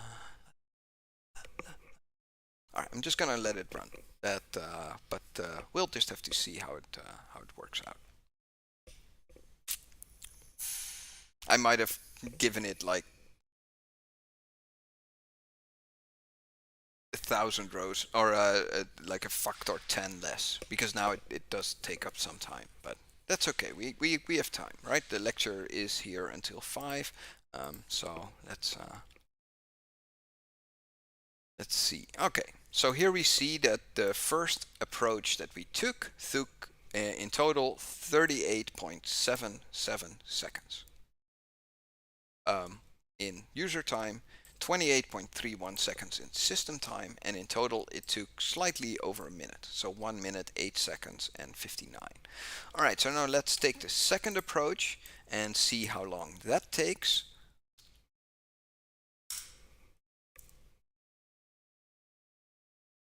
And you see the difference, right? It's the exact same code. We computed the exact same thing, but by pre-allocating my result matrix and not using rbind, our code now ran almost 30 times faster. 30 times. Imagine that you have an analysis which takes a week. Doing it 30 times faster means that you can do it a couple of times per day instead of every time having to wait a week. Right? So this is one of the tips that I want to give you guys. Pre-allocate the matrix beforehand, where you are going to store your results. Right? It's a massive, massive, massive difference. That's not the sys time I need. Yeah, sorry. I was thinking about, but sys time is the current time of the system, and I need system time to measure the speed. Right? But look at that difference. 30 times speed up. This would get you a promotion in many, many different jobs. Right? If you are a programmer and you're working for a company and you tell your boss, I made this part of our code 30 times faster, then the guy will say, here's going to be your promotion. Like, you are now, instead of a junior developer, you go to senior developer, and here's 50,000 euros extra. Right? That's how this works. So pre-allocate your results. Don't start trashing around your ROM, right? Because that's what's happening here. Every time that you do a row bind, it needs to allocate more space. It needs to make the matrix like one row bigger, and it does this 100,000 times. And you can see that most of the time is actually spent in the systime. So hey, if we look at the code here, then the system here took 28.31 seconds to allocate all of this, while here it only took like 1/10 of a second. So 30 times speed up, big bonus from your boss, and that's how it works. All right. So pre-allocate. This is key, right? This is why you have good programmers, and this is why you have naive programmers. So just a tip. Good. More common idioms. Force some columns of a matrix to be numeric. This happens a lot, right? So it happens a lot that you read in your data from R, or from a file, and R starts doing smart stuff, right? Because R tries to be smart, and it sees like, it looks like numeric values, but I'm just going to make a factor, right? Because a factor uses less space. So how do we now force a column of a matrix? So we're going to force the first 5 columns of this matrix now to be numeric values. So what am I going to do? I'm going to say apply to my matrix, to the first 5 columns, and then to the column of each matrix, I want to apply a function of x. Right? So this is just a very basic structure that we always have when we use the apply function. So what are we going to do? We are going to say as numeric as character x. And here again, think about the first common idiom. If you would not have this as character here, you would run into the issue that if it happened to be that one of these columns was coded as a factor, then it would eat up your numbers. So when you transform stuff in numeric values and you are using as numeric, always do as character first. So make sure that it's a character first and then transform it to a numeric. If you are writing functions for other people and you have, for example, a function which has different methods So different ways of computing something. Hey, if you think about correlation, you have Spearman correlation, Pearson's correlation, Kendall's tau, Kendall row, and like other types of correlation. So you would say, well, I have a function which does something on a data set, and the user can specify a method. You are only providing an X number of methods. So methods here is not a free choice. It is a limited choice, right? There's only 5 ways of computing correlation, or your method only supplies 3 of them, right? So then you make a new variable which is called supported. So these are the methods that are supported by your algorithm. And then of course you want to check if the method that the user inputted is actually in the list of your methods. Then you can use the p-match function, partial match. So that means that in this case it's a little bit of a weird example, because it's not the methods are not fully written out. But p-match, what it does, it matches the thing that the user inputted with the supported list, and if there's a partial match, then it will give you method. And method here is now a numeric value, or an A. So it was, hey, if you inputted an A, then it will return 1. If you inputted B, then it will return a 2. But if it is an A, that means that the user did not specify a valid method. So you can easily use this, and this is one of the common ways to kind of check. And you can actually add the supported to the method themselves, so you can even make it a little bit better. But this is a way of making sure that people that use your code are able to specify their method, and also they don't have to type the full thing. So let me give you a slightly better example than the one that's on the slide. So we have example, which is a function of x, and then we have a method, right, that the user can specify. And I'm just going to call it examp. Right, so then we are going to use the code that we had. So we are going to say supported is, for example, Pearson correlation, and this needs to be a vector. So we are providing Pearson correlation, we're providing Spearman correlation, and we are providing Kendall correlation. Kendall. I think it's with double L. And now we can say method is pmatch, the method that the user chose, together with the supported methods, and then if method is an A, right, then we want to error, and we want to say stop, method not supported,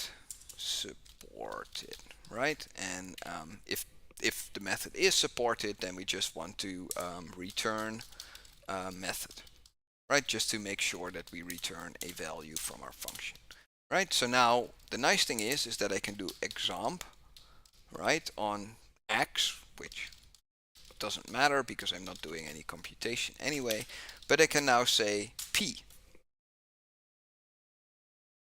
and this will now match to Pearson.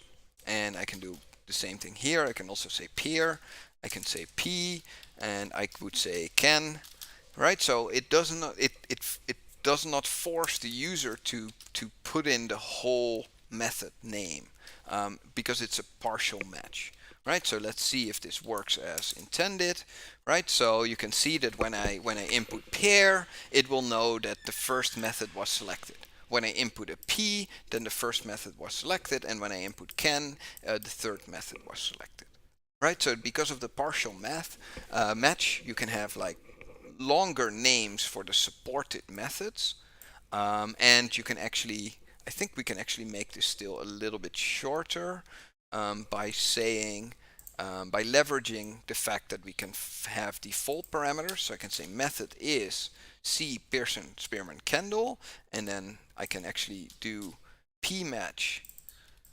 No, I can't. No, that's not possible. Anyway, So this is a way that we can use, and we don't have, the user is not forced to type in Kendall or type in Spearman. He can just use S for Spearman. So very useful when you are writing code which is used by other people, because you are leaving the user, or you're allowing the user to specify the method with less characters than he would normally have. Good. So we already saw the invisible thing, which went horribly wrong when we did recursion like 1 or 2 lectures ago. So I totally messed up, so I made a slide about invisible. So when writing a function, you can use invisible to return results without having them roll down the screen.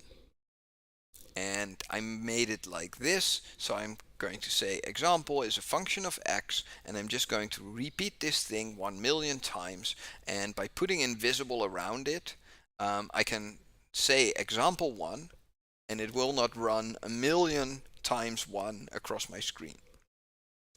But I can still get the value, right? I can still store it in a variable and then show the variable. So it's just that when someone, a user of your code, accidentally calls a function but forgets to store the result of the function into a variable, they don't get bothered by having to wait 5 minutes for all of the ones or numbers that you generated to show to the screen. So the invisible keyword is very, very useful for kind of hiding these user mistakes, right? Because generally a user wants to assign output back into a variable, but if they just forget, then you don't want them to have to wait a long time for all of the results to have scrolled through the screen. Good. So do we want to do scripts from the command line? I don't know. Do we want to do a break first, or do we just want to continue? I think there's only a couple, but I think that the pipelines thing is a little bit separated. Although we still have the R package creation. I think we will do a little break first. So let's do a break again, 5 to 10 minutes, and then we will be back. The second break is, I have to really think. Second break is gifs of dogs, I would say. I think it's dogs. I hope we didn't have dogs yet, but anyway. So the song that you guys are going to listen to is called Breathe or Breath, depending on how you pronounce it in English. And then I will be back in like 5 to 10 minutes, depending on the length of the song. So I will see you guys then in 5 to 10 minutes. Enjoy the animated GIFs. I cut out my mic too early. And I will be back in 5 to 10 minutes. So see you soon and enjoy the GIFs.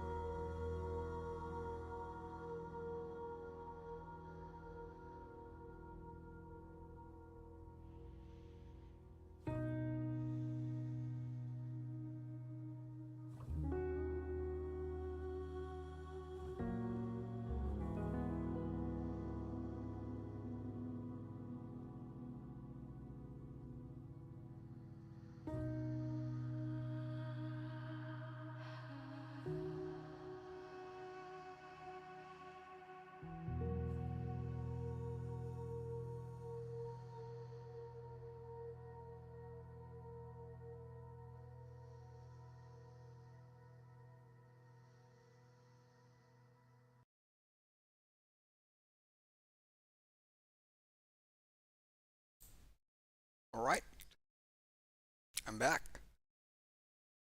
Super sleepy music. That was my bad.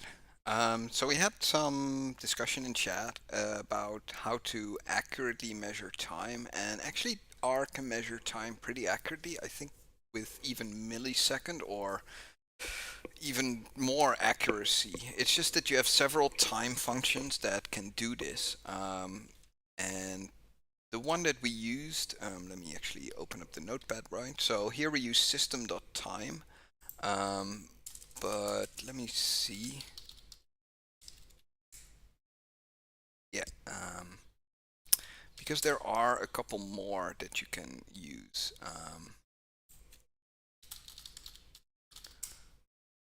I'm going to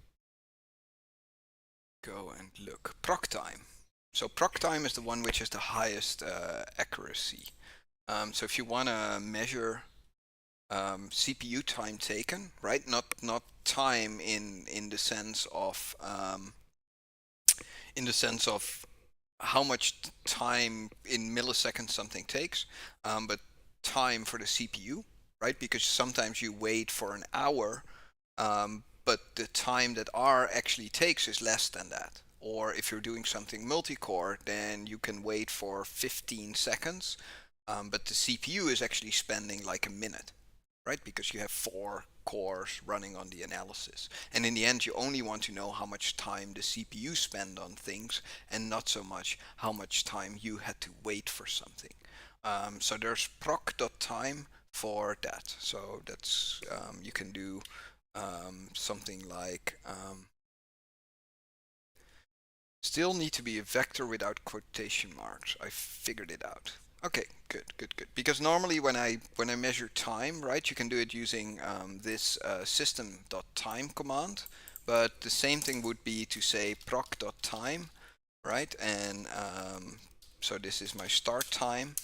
Then you do something which takes some time, like this one, which is relatively fast, and then you would just say, if you want to know the difference, you would just say proc.time, which is the current time, minus s, right? And then it will give you the time that the process took. So in this case, this should be very similar to before.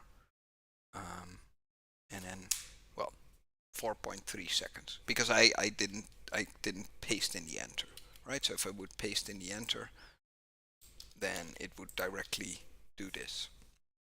And then generally you're only interested in the elapsed time. So again, 2.8 seconds, system time and the user time. And this has to do with if the CPU is in user mode or if it's in system mode, so if it does like operating system calls. For me, it's for my data logger, when the time is, let's say, 12 o'clock, it logs all sensor data. So you would just want to get the current time. I think that's just cur. No, that's not cur. Let me see. There's a date is for date. Yeah, so you can then use sys.time with a capital. So this. Right, and this also includes time zones, and it deals with time zones and these kinds of things. So if you want to do something like this, then we're not interested in A, we're not interested in June, we just want to get the time right, which is then the percentage X, like this. And then it will tell you that it's 4 p.m. 34 seconds. But this doesn't have like a very accurate, it doesn't measure milliseconds precisely. So sys.time, no capital. All right, good. You'll figure it out. Anyway, let's start with scripts from the command line, right? Because we still have like an hour left. So I did want to talk about the R package, but first is R is a really good language to build pipelines in. And this is because R makes it really easy to build pipelines where you do several steps, where each of the steps depends on the previous one. And for this, you need 2 things, right? Because you need to be able to execute R scripts which take something from the command line input, right? If I would have some examples on the slide. So hey, you can use external servers and clusters via SSH. So if you want to run R on an external server, you don't have an R window like this, right? You just have a terminal login. So you SSH to the machine where you want to execute R. So then you have to use the R script command to execute a script, and then you want to give it some input parameters, for example, the file that it should be working on. Right, so you write a script that encapsulates the whole analysis, and then this script allows you to read command line parameters. For example, to change the input or change some of the script parameters. Right, but when you are writing scripts that run on a server or that you're going to submit to a cluster, you have to be aware that every path that you take through the script needs to end in you quitting the R session. Because if you don't, then R will just continue waiting and waiting and waiting and waiting until someone gives it the quit command. But when you, for example, no hub on a server, so you execute R on a server, and you don't have any input left to process, then it needs to quit. And also when there's an error, you need to quit the R script. Right? And normally this is not an issue because you just close the R window. It asks you, do you want to save? And you just say no, and then everything is fine. But on a server or on a cluster, you submit a job, and then you don't have any interactivity anymore because you will submit your job, the scheduler will take it, and then it will, at a certain point, start running your analysis. But then when your analysis is done, you don't want the R window to stay there. You want it to exit, right? So make sure that every path through the script ends in a quit, and never save the workspace. That's one of these things that we talked about in like one of the first lectures. Never ever ever save your R workspace, because next time you start up R, it will start loading in the workspace that you saved the last time, which sometimes is what you want, but 99 out of 100% or 99 out of 100 times is not what you want. So for example, if you want to have a little script, right, which reads command line arguments, then this is more or less how you do it, right? So there's in R, you have the function called command args. Trailing only is true, right? So then you won't get the name of the program, and then you can store this in your variable yourself. For example, if we want to write a script which only takes one parameter as an input on the command line, then we can say, well, if there's less than one, stop, and then we need to quit. Always quit the script. Otherwise, it will just give you an error and just hang there, because it will not know that it also needs to quit afterwards. Then what we do is we take the command line argument, convert it to a character, and then we print out the argument to the screen, and then we quit at the end. Right? So why are we doing all of this? Well, generally you want to write little scripts, right? So a script takes a file name as an input, it does something with this file, saves the output, and then quits. And then you don't have one file, but you might have 100,000 files, or you might have 10,000 files, and you want to do the same thing for each of these files, right? So then you need to be able to, in your script, specify the name of the file. And the nice thing is you can use R to call other R scripts, right? So it's like Inception, where you have scripts calling other scripts or calling other external programs, waiting until they finish and then doing something with the combined output. But getting the command line arguments is using the command args function in R, and generally you only want the trailing ones, because the trailing ones means everything after the name of your script.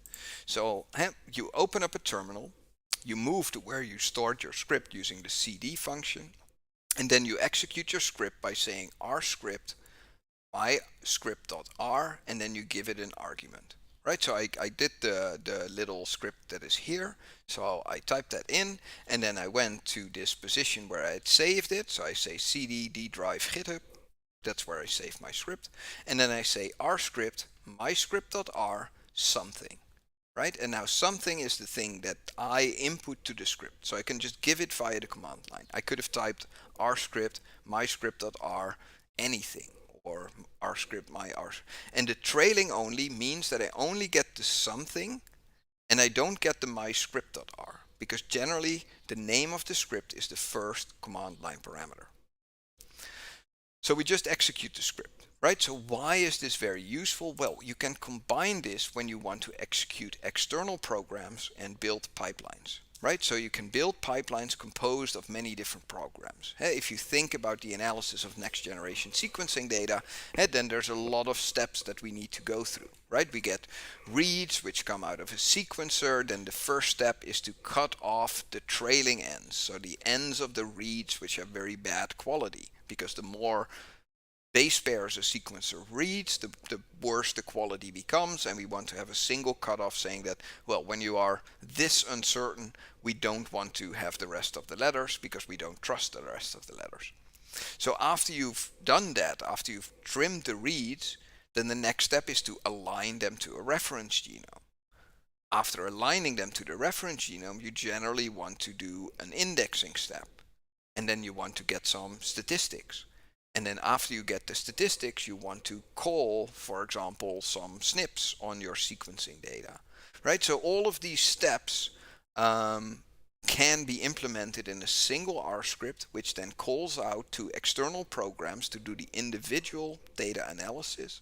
And R is just there to do more or less the input and the output. And of course, you can imagine that I write a script for sequencing which works on a single input file. But if I send 100 animals for sequencing, then of course I need to do the exact same thing for all 100 animals, right? So then I just have one script which takes the name of the file as an input and then runs all of the steps, writes out the output file, and then I can just use my command window here and I just say rscript, myscript, blah. And then I do rscript, myscript, file number 2, rscript, myscript, file number 3. Or I could actually write an R script that generates all of these 100 commands for me, because I don't want to type in 100 times the same command. Right? So there's often a need to analyze many files in a similar way, like doing image processing of all images in a folder.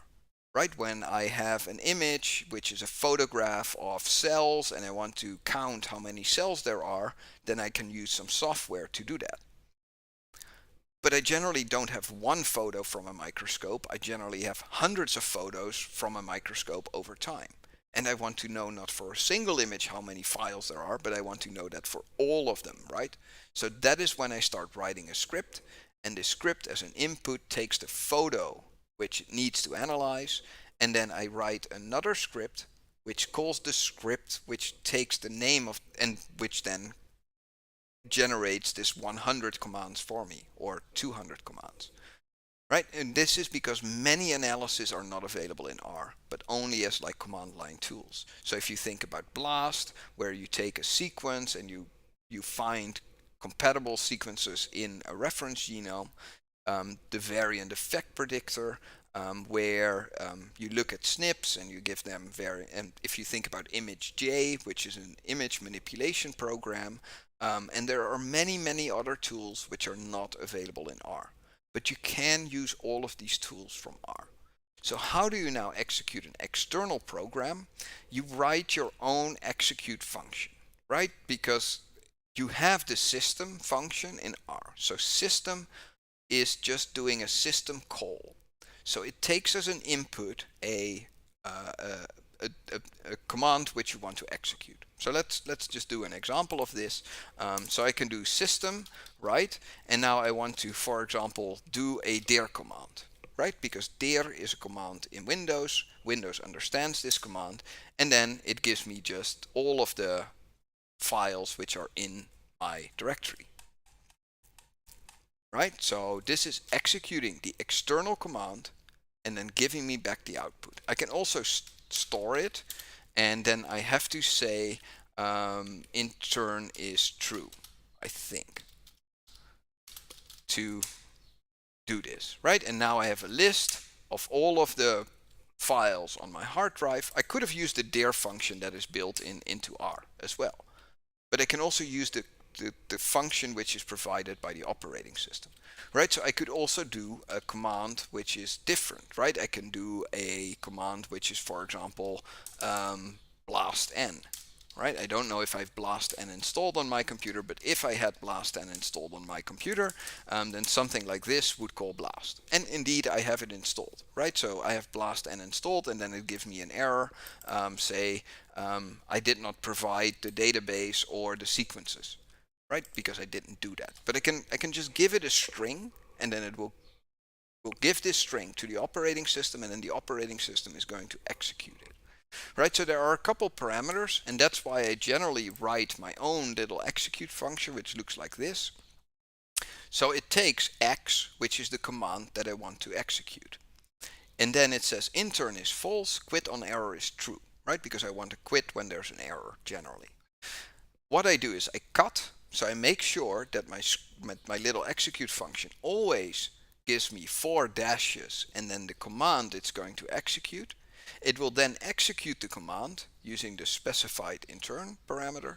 And then if it is not internal, then I want to cut the result, right? So result 1 will be the exit code of the program, right? Because a program can fail or it can succeed, and that is specified by the exit code of the program. So if a program fails, the exit code of the program is generally larger than 0. If a program succeeds, then the exit code is 0. So if it's not an internal command and the result 1 is not 0 and quit on error is true, then I have to quit. Right? So it's just something that makes sure that every time that I call an external program and this external program generates an error, then I am going to quit. And then I return the results invisibly, but I could have just used the result. Right, so for example, what can I do? I can say execute the dir command, do it internally, right? Store the result in AA. And then what can I do? Well, I can say for each file in the directory, so for x in AA, for each file in the directory, what do I want to do? I want to call this little R script that we just made. So I want to execute the following string, so I have to paste two things together. So I'm going to say execute R script, the name of my script, and then I'm just going to give it the file name. So now this little script that we wrote every time gets the file name of the next file in the directory. And I can actually run this in parallel as well. Or we can call our own script with any other argument that we specify, right? But this is very useful because let me show you guys an example of my my sequencing run, if it's still on my hard drive. Just so that you can see how nice R can be used to create pipelines. Because I think it's something that R is really, really good at, and I don't have the idea that I'm explaining it very well. So let me see, because then we want to go to How Berlin. We can go mouse, then we want to go to sequencing, and then we just want to get the pipeline. All right, so no, Notepad++, that should be it. Right, so here you see my my pipeline. Right, so this is the pipeline that I wrote for sequencing. So you can see that it starts by reading the command line arguments, and then it takes from the command line arguments the sequence ID, the sample ID, and in this case we're doing paired end sequencing, so every sequencing run has two files that I'm getting. The left reads and the right reads, right? So then what I'm going to do, well, I'm going to make sure that I get an output folder. I have a folder where the reference genome is located in. Then I have a direct path to the reference file. I have a log file that will contain all of the steps in my analysis. And then I have an output base, because I'm going to generate a whole bunch of files in the meantime. I'm just going to say, well, I have my sample ID. So in the output folder, I'm going to make files which have sample ID as the base, and then they will have certain extensions based on where I am. So the first thing that I'm going to do is cut a whole bunch of stuff to the screen so that I know that everything is properly read in, right? So that the sequence ID is good, the sample ID, the reads are fine, and this is also going to go into the file. So here I have my little execute function, which is more or less the function that I always more or less use. This is slightly simpler than the one that I showed you on the slide. But then the first thing what I'm going to do is call trimomatic. So this is a little piece of code which is there to remove the adapters and then trim the reads based on some quality scores. And this step of the pipeline will take 1 to 2 hours based on the size of the input file. So what is it going to do? Well, this whole thing does nothing more than just generate a command, right? So if you have ever worked with sequencing data, then you know that the commands that you have to type in Linux are long. They are literally hundreds and hundreds of characters long, and it's a single command. You execute it, it starts running, and in the end, it generates an output file. So the next step, right, I'm going to execute this command, and then the next step is that I'm going to align my reads using BWA, the Burrow Wheels Aligner, which is one of many aligners that you can choose. So I have my command here, I make sure that my command is here, and what I'm actually doing here is I'm piping several commands into a single command so that it does all of these 3 steps in one go. Right, so it just generates a very long command again for the operating system and then just executes this command. Then the next step is adding read groups. Then we have the next step, which is moving the file. Then we index the file. Then we mark the duplicates. Then we index the BAM file. Then we do base recalibration, some more. So this is where GATK is. Then we have the base recalibration, and then we just execute like if we need to do base recalibration, apply the scores, analyze the covariates, and then we want to index the file again, and then we get some basic statistics, and then the script is done. So this is a single pipeline. It takes input parameters to specify which sample I want to align, where I want to store the output, and it takes also some of the parameters for the sequencing.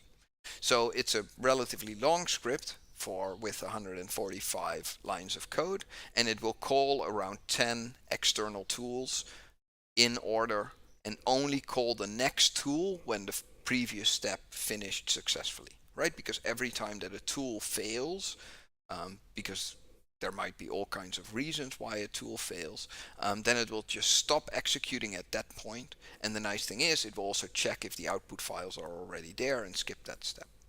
But that's kind of how you can use R to build pipelines by doing all of these little external tools in order, in sequence of each other.